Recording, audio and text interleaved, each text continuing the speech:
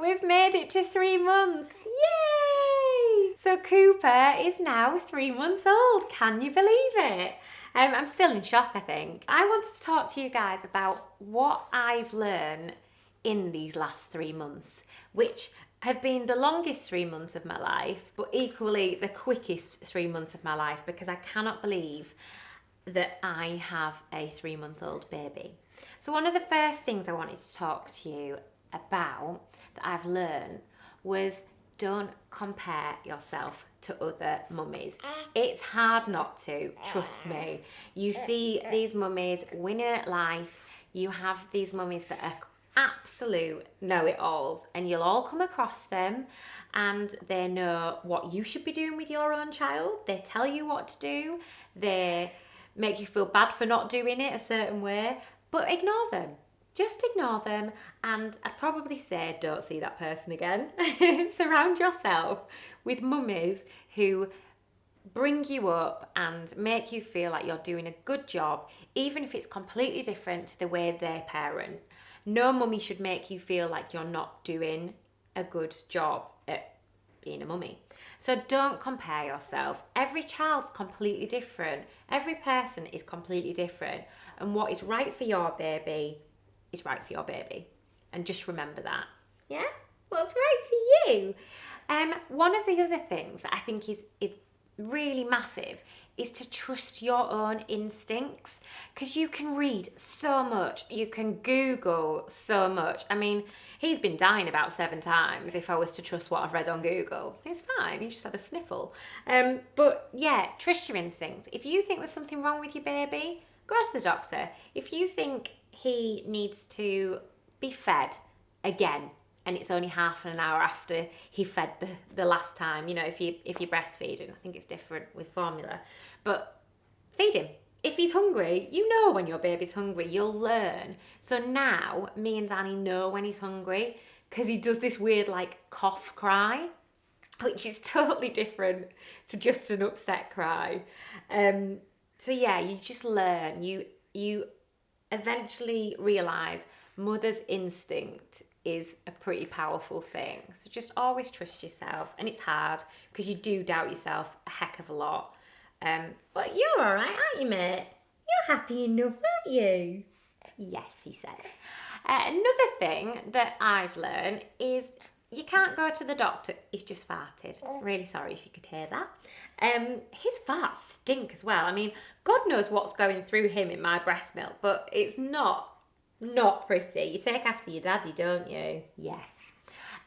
Another thing is you can't go to the doctors too much. So when he first arrived, you obviously go to the doctors to have your checkups and whatnot, and then you go for injections. And then on top of that, things might be wrong with them. So Cooper had a cold. Now, you would not go to the doctors for a cold. However, I didn't quite know what to do because he was breastfeeding. He couldn't breathe through his nose when I was feeding him, and he was getting into a bit of a state. And I was like, can babies at this age have Calpol? Like, what's the deal? So I went to the doctors, and I did say to the doctor, look, I feel really stupid coming to the doctors with a baby that's got a cold. And he said to me, always come, no matter what it is, even if they've got, you know, a tiny little rash, come to the doctors. Coops actually has eczema, so I've been a number of times to the doctors. He was going cross-eyed when he was first born, which apparently is normal. Went to the doctors about that. Yeah, just go. Don't be afraid to go and just check that everything is okay, because they're a little baby at the end of the day, aren't you? He likes sucking on things.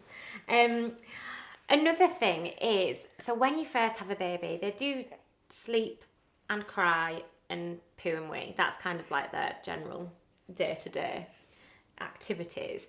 And what we found out, sometimes Cooper would cry and we'd go through the whole tick list. Has he got a dirty nappy? Is he hungry? You know, whatever. And sometimes all they need, you enjoying that thumb? Sometimes all they need is a cuddle. And we kind of neglected that thought. And I'm sorry, I know, I'm really sorry, Coops. But we did, and we kind of just thought there must be something wrong with him, when actually he just wanted a bit of attention and a bit of love. You did, I know you did. You just wanted a little cuddle, didn't you? Yes.